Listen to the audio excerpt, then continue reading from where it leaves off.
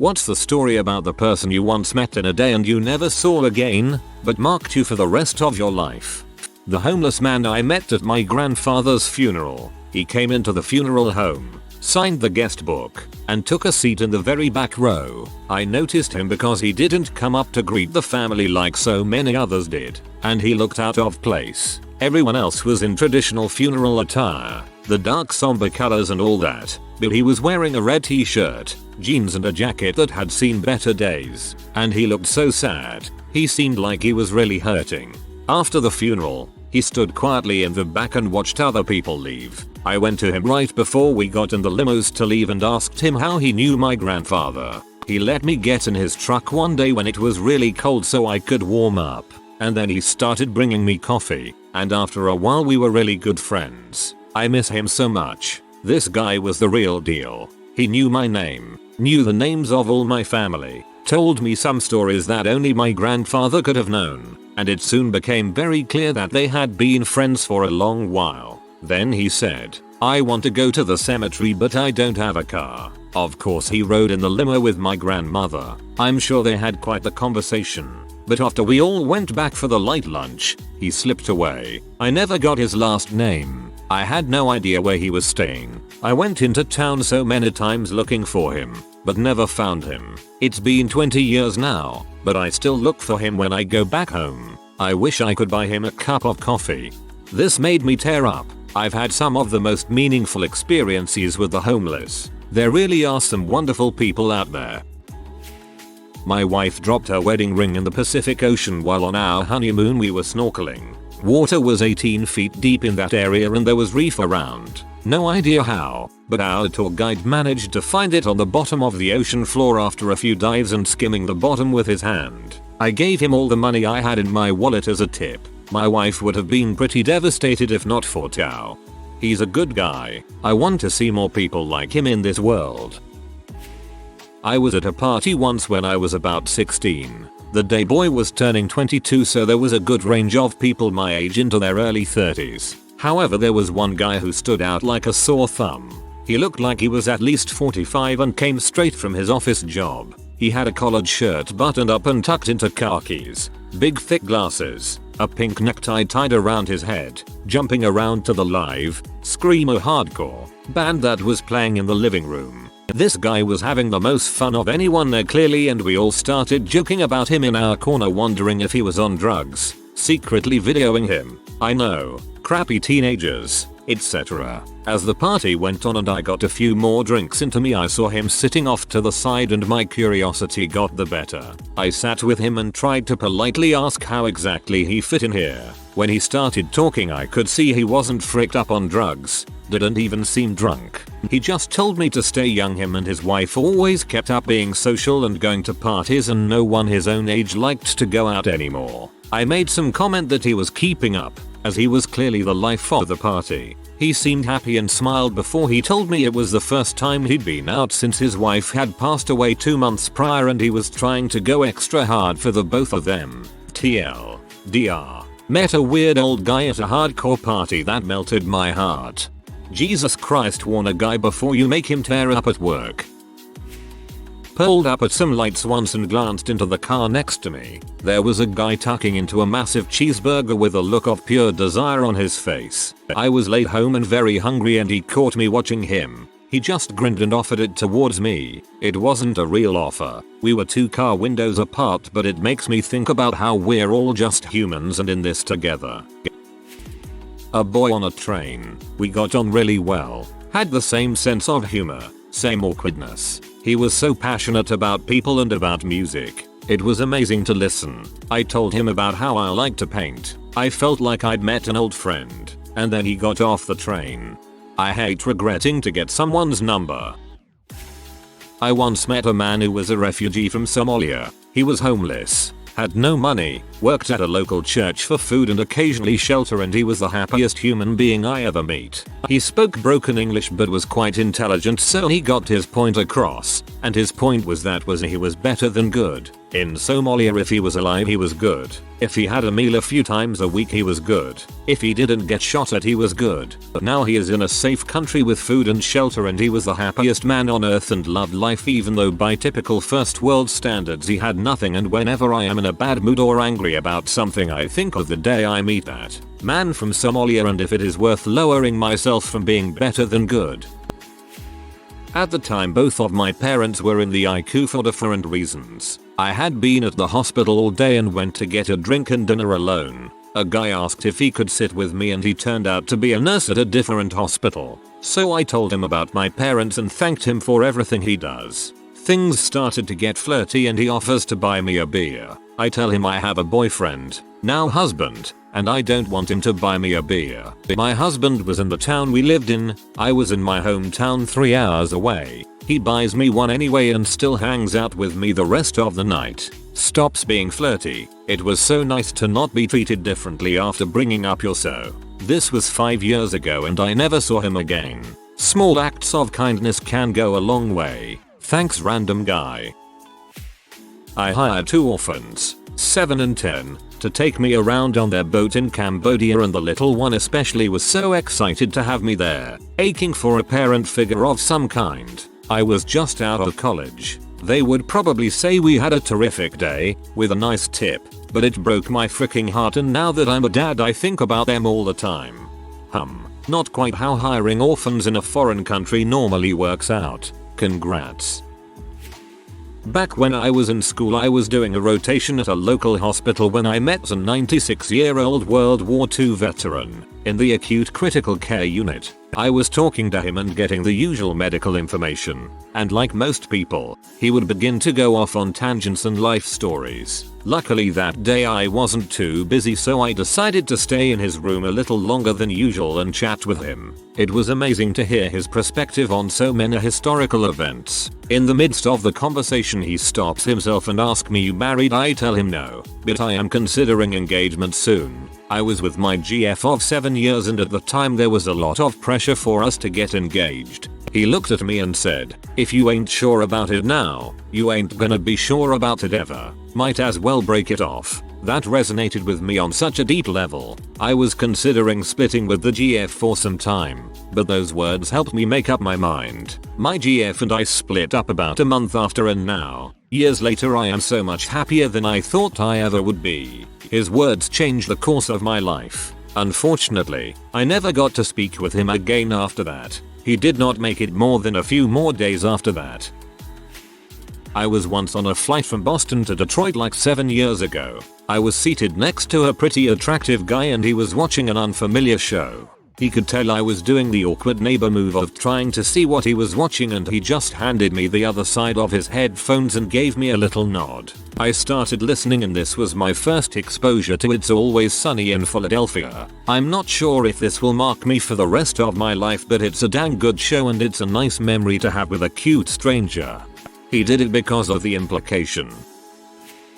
A homeless guy in New Orleans once bought me a cheeseburger at a Wendy's because I looked sad. I actually was sad. My father had just recently died. He didn't even ask for money. He just bought me a burger and told me everything was going to be okay. That moment taught me that everyone has good and evil in them, and the good can come from any random person at any random time. So be ready for it. I got pulled over driving under the influence. I was 24 and the officer had me on a new and open container. Instead of arresting me, he talked to me about alcoholism and seeking treatment. He let me know I had other options and that I was too young for this kind of trouble. It really got me thinking. It was the major catalyst that got me to check out AA. I knew I had a problem, I just didn't know what to do. Now I have 5 years of sobriety. I wish I could thank him and let him know cutting a dumb kid a little slack turned my life around completely. I bet he still works as a police officer there. You could visit. Cool.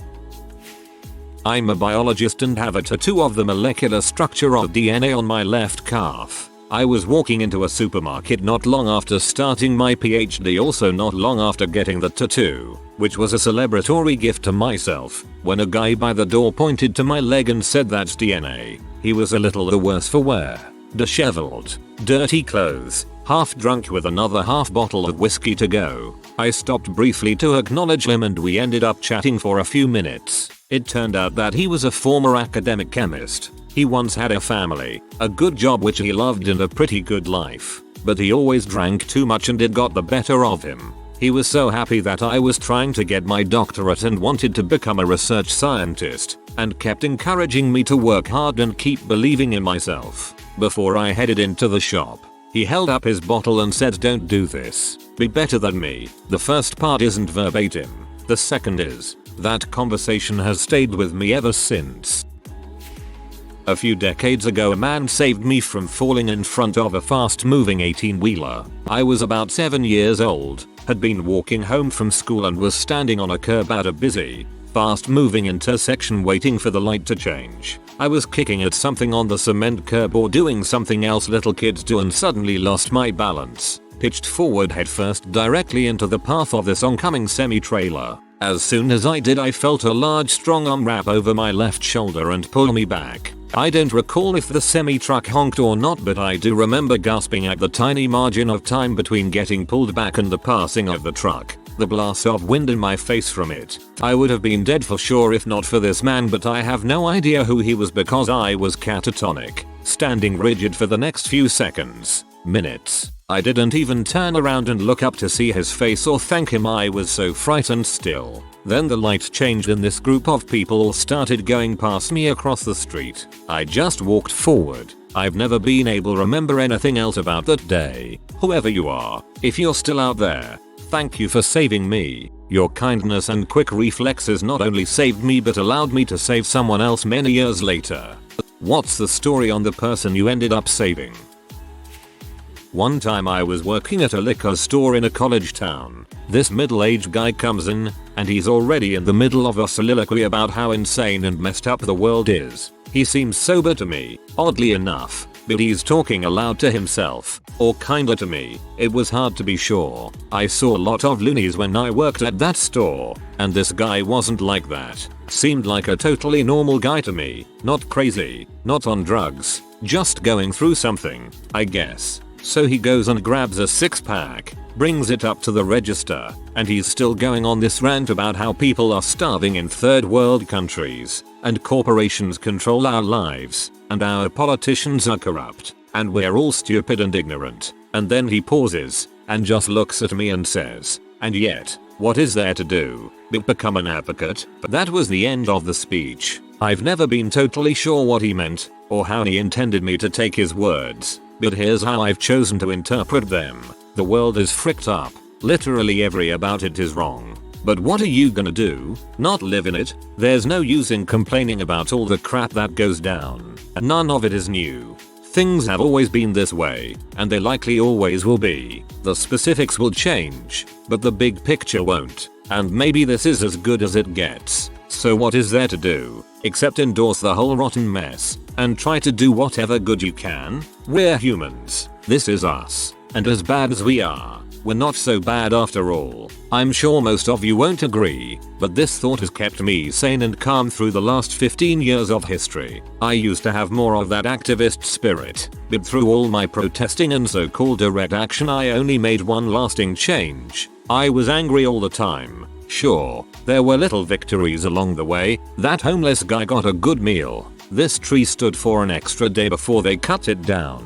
But the only big picture change was in me. Eventually, I realized what Edward Norton's character in American History X realized. Nothing I did had made life better for me or anyone I cared about. So I shifted my focus. I try to do good for the people in my life. I try to be the best husband and dad I can be, and live according to my principles. And when the opportunity arises to do more, I do it. But I'll let the rest of it roll off my back. Because even if I spend every minute of every day living for some cause or other, I'd mostly just be missing out on my own life.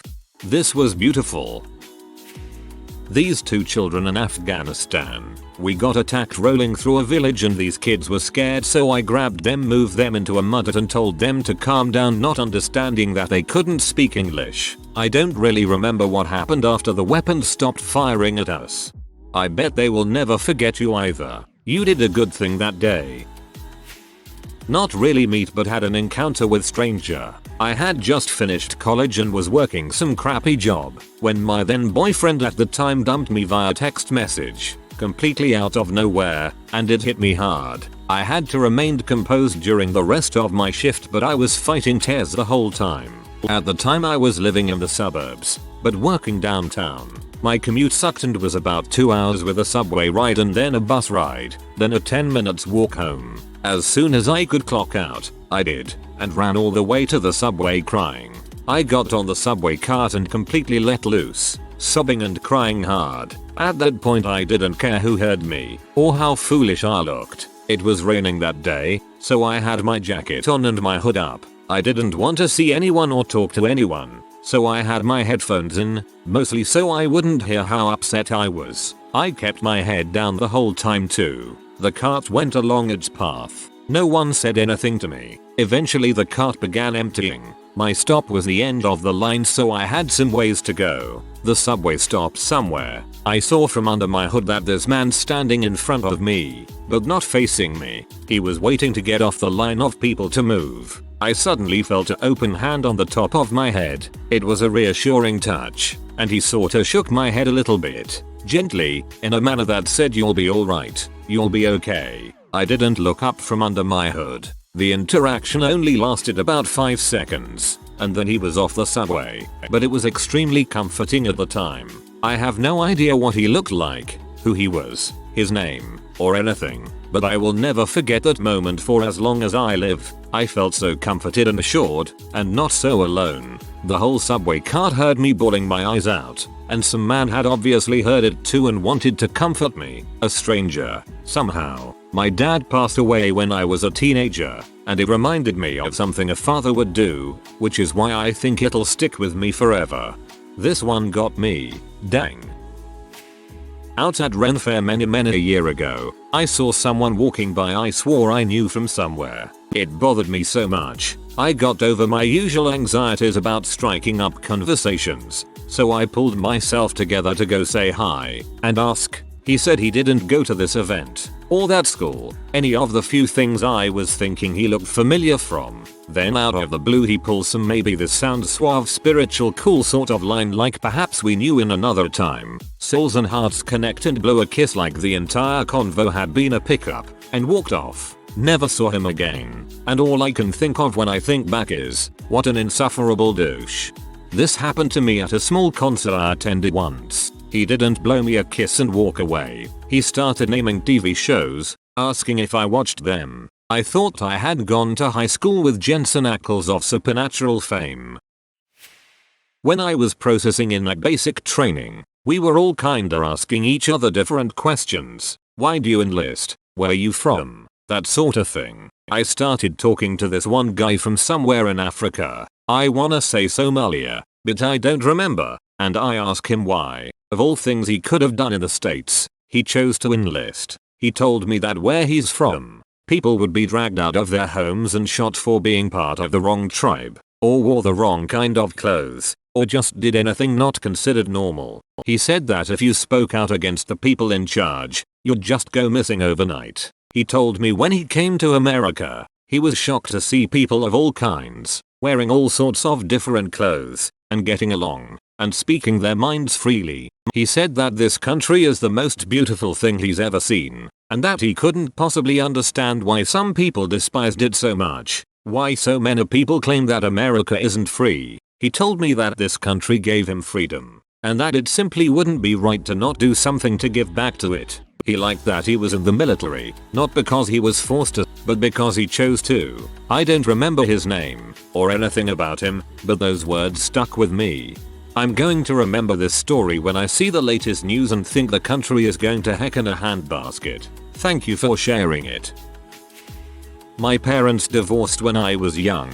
My mom had custody, but my dad flew me out to see him every alternate weekend. As a frequent traveler, you meet many single-serving friends and they all seem to blend together. But one person made a real impact on me. Flying from Dallas to Albuquerque, no stops. I am 12 and way too smart for my own good, rereading Bram Stoker's Dracula for the umpteenth time in the window seat. Next to me is a nice guy, mid-20s with long, black hair and a friendly demeanor. He was very curious about such a young boy being so interested in advanced novels. I discussed how Dracula appealed to me and that here are a group of friends willing to fight a powerful monster and risk their lives for one another. I learned that he is a jazz player, saxophone, don't remember which kind, going to play in Santa Fe. We hit it off quite well from the beginning and I formed a strong bond over the relatively brief flight. Here's the part that stuck out. Conversation dies down as we begin our final descent and everyone in the plane begins to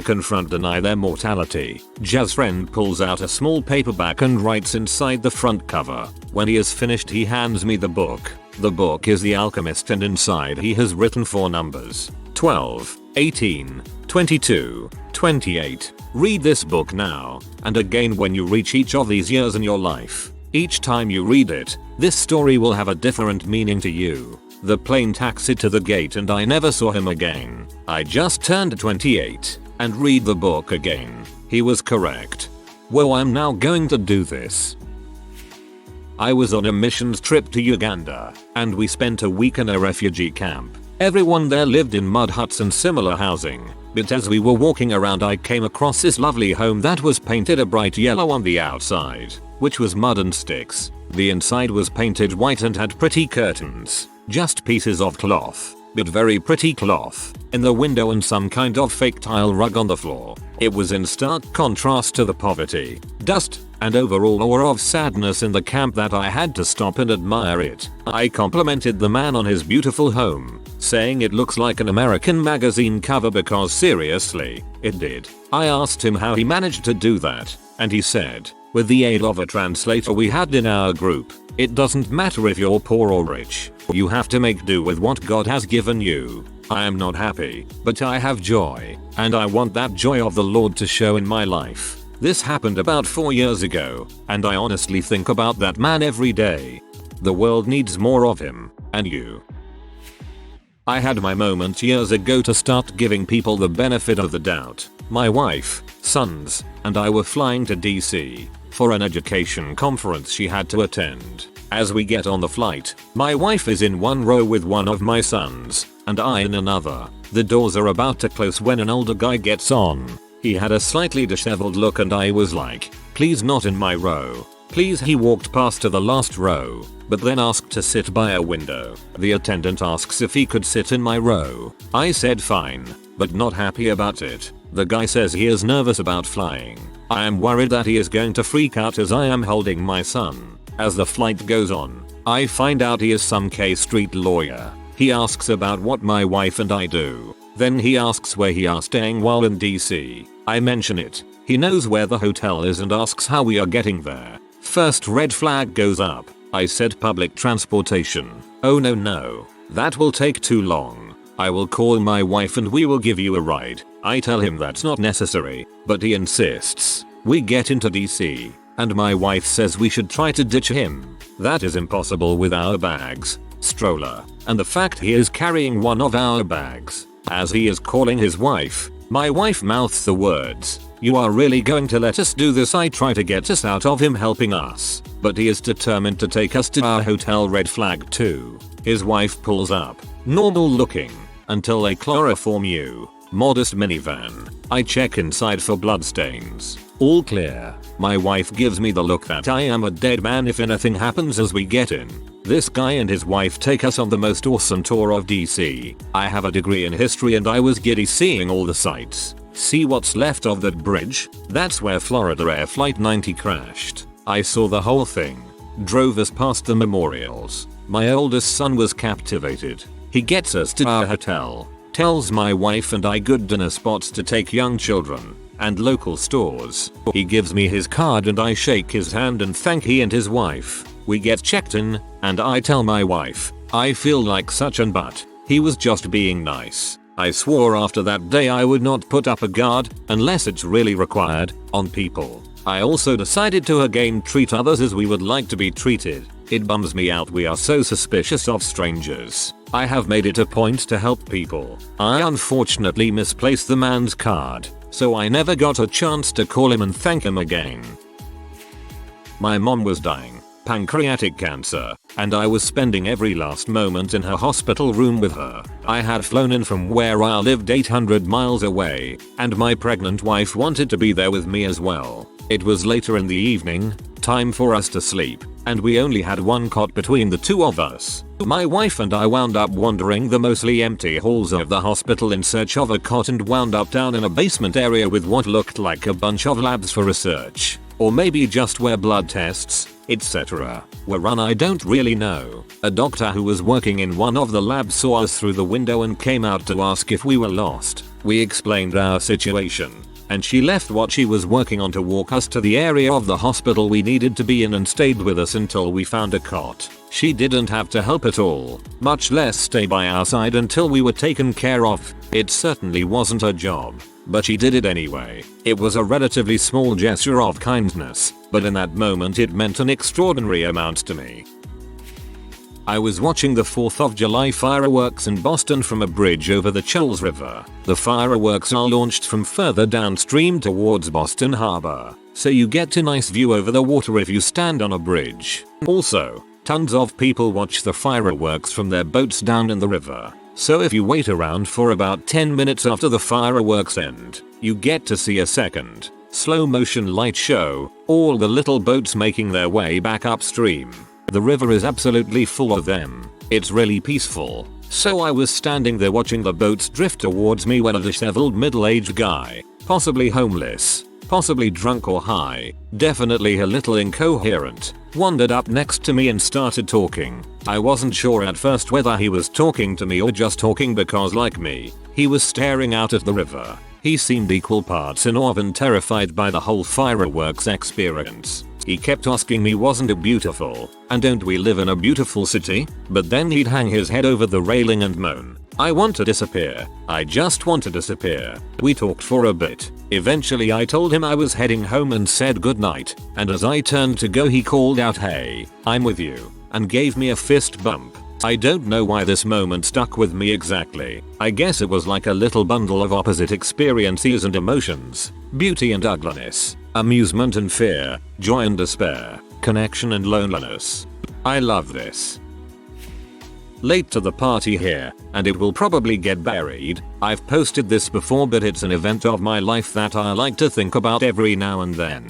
A few years back, I was going through a real tough time in my life. It seemed like everything was going wrong.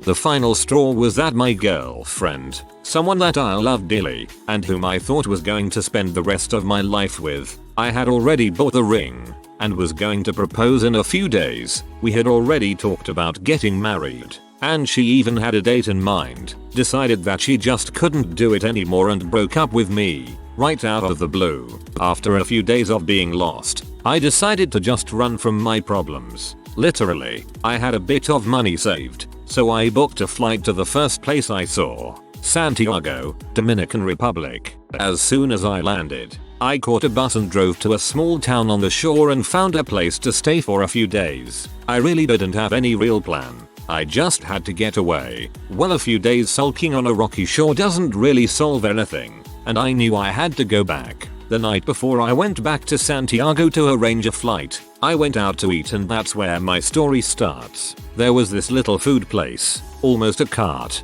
but permanent on the side of the road, and they had a few chairs to sit down and eat at. I ordered some food and a beer and started eating.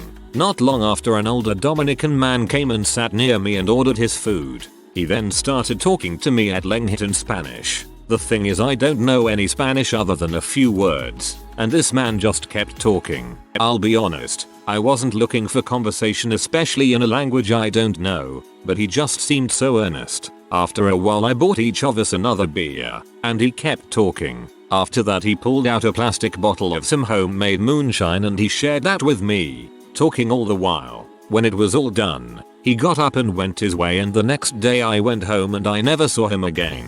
I have no idea what he said to me that day. Maybe it was his life story, maybe it was sage advice, Maybe it was just drunken insane ramblings, but I will never forget it. Now I just think back and pretend whatever it was he said was exactly what I needed. Over the years that he has become the wise old man telling me the advice I need, and it has always given me a measure of comfort and even confidence when I needed it. He will forever be the mysterious man who has my back and a shot of something strong to get me through. It was still a while before I felt normal again, but I like to think this was a start. I was 14 at the time, and my family and I were walking down NYC when we saw a homeless man with a dog. My mom said just keep walking, but I couldn't just avoid the guy. He seemed innocent enough, and he had a really freaking cute dog. So I took out my wallet and gave him a $5 bill. He looked at me, obviously hearing my mom say to avoid him, and started to smile. I never talked to the guy, ever saw him again. But that smile of his was the purest freaking thing I have ever seen in my life. I don't remember much from when I was that age, maybe a girl I had a crush on or which team won the Super Bowl, but his smile was so bright and hopeful, and it just makes me wonder how he's doing today. Was in a small country store in Colorado when I was like 10, back in 2001. My cousin and I were looking at candy and snacks when an old man in his 50s or 60s walked up to us and said, "A cookie is a cookie, but fig Newtons are fruit and cake." I never ate a fig Newton since then and am still confused why he came to us and told us about them. Just in case you aren't aware, that's from an ad about fig Newtons. He was just repeating it. If you are new to the channel, you can subscribe. I publish new videos every day. Until then, check another video.